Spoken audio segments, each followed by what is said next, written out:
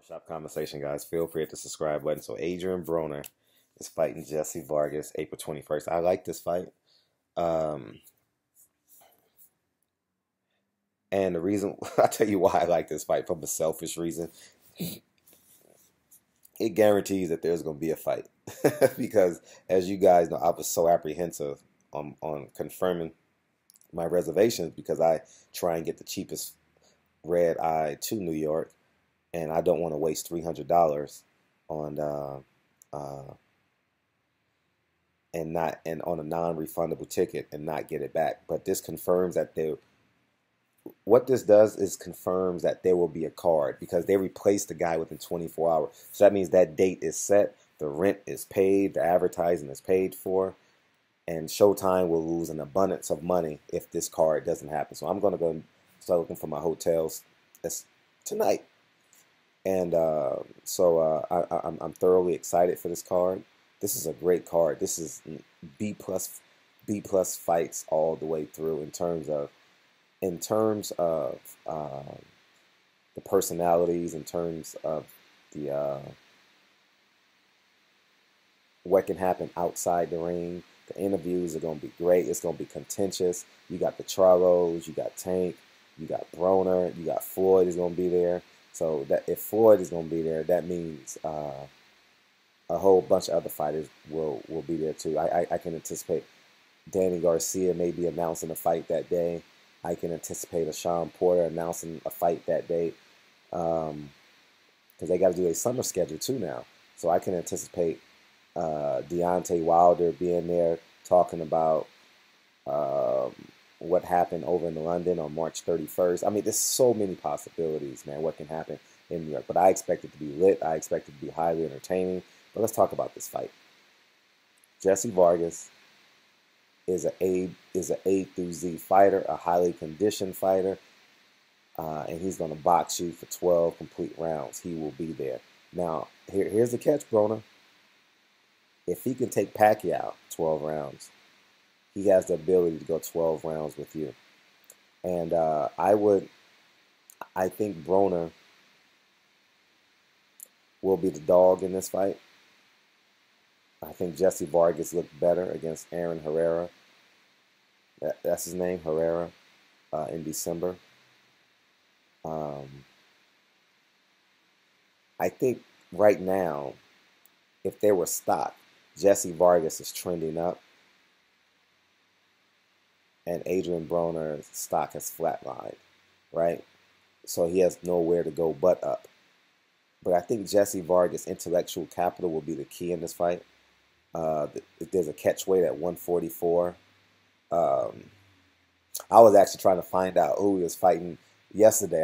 But I got tired of texting and calling, so I just let it go. I didn't get the answers that I wanted, so I couldn't report on it. But I was texting, and I was doing more texting than anything, and that's being a lazy reporter because I could have called, and then it was travel day for a lot of people in PBC yesterday, and so I wasn't really stressed on. But I didn't anticipate them getting the opponent this quick because I would have been on the horn today, right about now, trying to figure out who are their top 2 or 3 opponents. But I would give Jesse Vargas the advantage. Jesse Vargas is better on his feet. You know what I mean? And I think that's going to be the difference in the fight because I believe no matter what shot Broner throws at him, it won't be with power because Jesse Vargas can intercept a lot of shit. Jesse Vargas parries a lot of stuff, does a great job staying in the pocket, staying balanced, staying on his toes. Jesse Vargas doesn't have the 1-shot power or the 2-shot power. You understand? He has cumulative power, and that's a stretch. You know, he's been hitting people heavier in the last 2 to 4 fights. Yeah,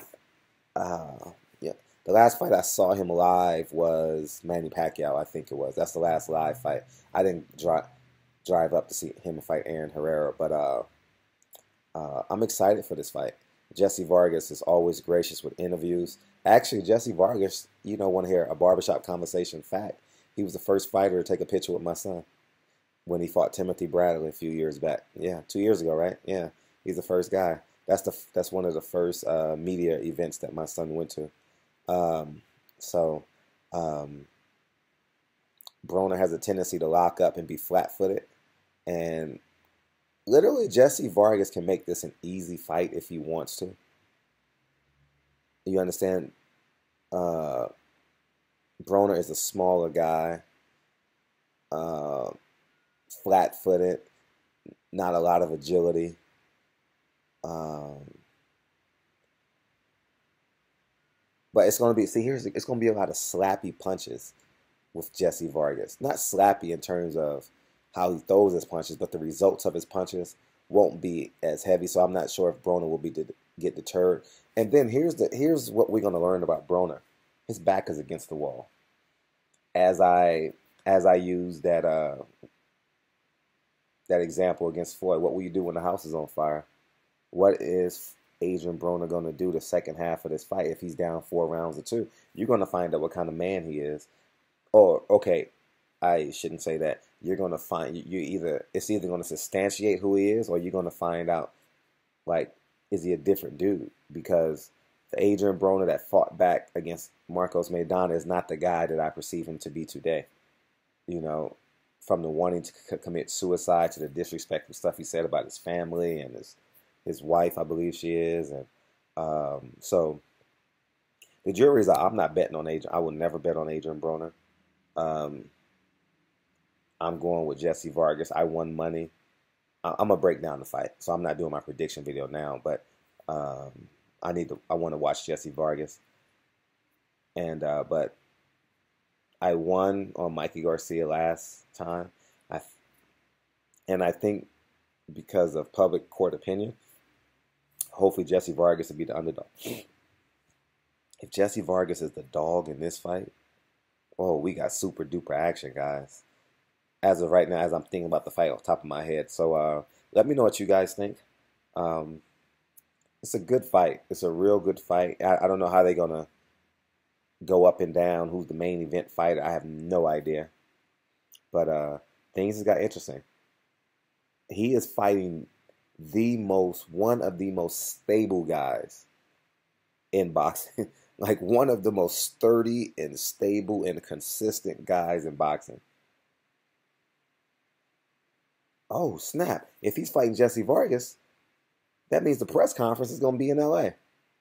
Cool. Cool. I expect the press conference to be tomorrow.